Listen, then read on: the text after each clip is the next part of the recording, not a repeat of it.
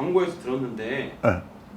표준 거래 시세표보다 20% 싸게 장기 렌트 구매 가능하다고 하는데 표준 거래 시세표가 뭐예요? 그게 뭐야? 아, 내가 진짜 요새 느끼는 건데 광고들도 참 발달을 많이 해. 발달을 많이 하는데 그래 발달하는 건 좋다 이거야. 근데 제발 그 소비자들 그 눈 가리고 아웅하려고 그 이상한 말도 안 되는 단어들 갖다 붙이는 거. 아, 나는 좀 그런 것 같아. 근데 그런 말 자체가 없고 표준 거래 시세표라는 그 표는 뭐 나라에서 발급하는 건가? 보험개발원에서 나오는 표는 있지. 그거는 이제 그 중고차 이제 시세표를 기반으로 만드는 거니까. 근데 그런 건 있는데 신차를 구매하는데 특히 뭐 금융상품인데 표준 거래 시세 몰라 말도 어려워. 그런 거는 없고. 카카는 신뢰를 받는다.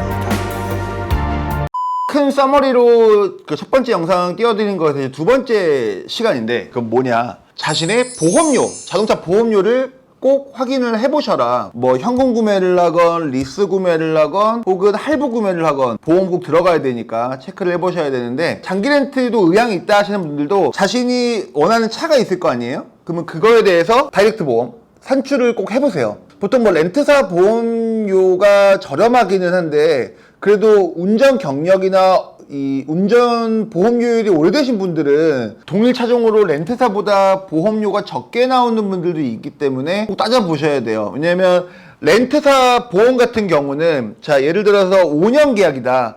그 보험료가 계속 5년치가 똑같이 간단 말이에요.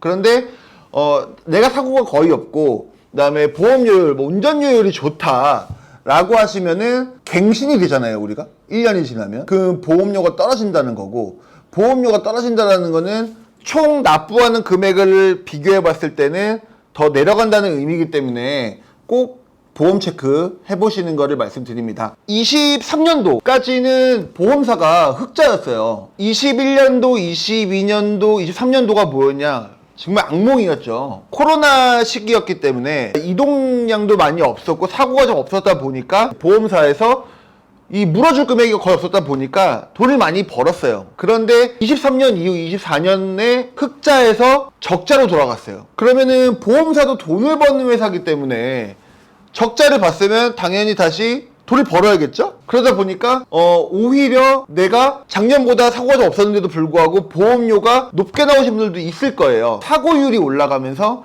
보험사들이 이제 보험료를 그러니까 이제 물어주는 거죠. 뭐 쉽게 말해서 그 율이 증가하기 때문에 손해율이 급증하면서 이제 보험료가 올라갔습니다. 근데 이제 올라가는 비중이 우리가 그렇잖아요.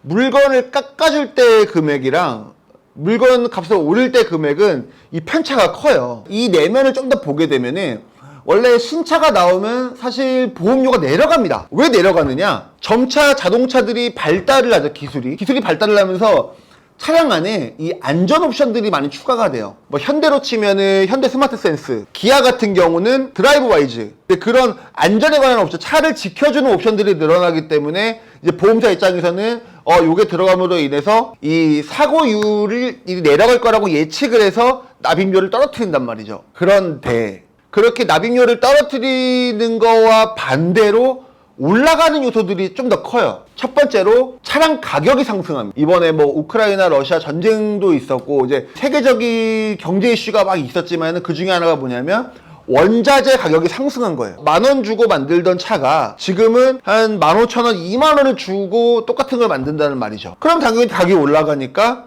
그거를 만약에 나중에 물어줄 때 금액도 올라가기 때문에 보험료를 올리는 첫 번째 요인이에요. 그 다음에 두 번째, 그렇게 만약 고장이 났다 그러면 그 부품 수급 비용이라고 하면은 부품의 원 가격이랑 만약에 수입차의 경우에는 그 부품이 배 타고 바다 건너서 한국으로 왔을 때 오는 운송비, 그리고 그거를 또 고쳐주는 엔지니어들의 공인비들이 다 더해져 가지고 그게 또 보험료 상승의 또 하나의 원인이 되는 거죠. 그리고 자, 세 번째는 뭐냐, 경미한 사고가 났을 때 이 나일론 환자분들의 치료비라든지 뭐 합의금 등 이제 보통 보험사에서 이제 그거를 처리를 해주는데 보험 계약자는 당연히 이제 보험료가 올라가겠죠. 근데 이제 그런 나일론 환자분들이 또 늘어나다 보니 그거에 재반돼서 보험료가 또 올라가는 거죠. 보험료가 내려가는 요소보다 올라가는 요소가 더 많아졌어요. 편차가 너무 크기 때문에 보험료를 요즘은 다이렉트라 그래서 무조건 싸지가 않습니다. 아, 내가 운전을 오래 했으니까 뭐 다음 차를 바꿔도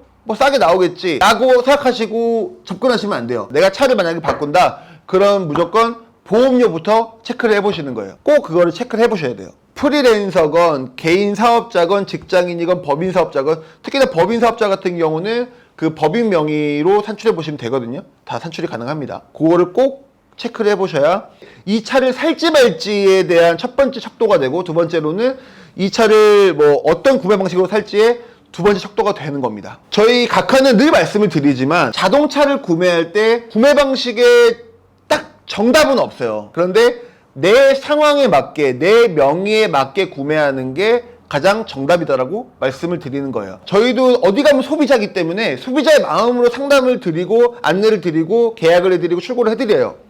그런데 이거 제가 농담하는 게 아니라 그 SNS 광고들 보시면 대부분이 리스렌트 광고란 말이죠. 저희도 리스렌트를 취급을 합니다. 그런데 소비자의 마음이다 보니까 고객의 입장에서 봤을 때 맞는 상품들을 추천드리기 때문에 무조건 리스다, 무조건 렌트다는 그거는 업체 측의 이익의 마음인 거지 소비자의 마음은 아닌 거예요. 꼭 보험료를 산출을 해보셔라. 별거 아닌 것 같지만은 나중 되면 큰 도움 되십니다. 각하는 늘 소비자의 마음으로 상담을 해드린다 라는 거를 좀 알아주시면서 두 번째 장을 끝내야겠습니다. 감사합니다. 신뢰를 받는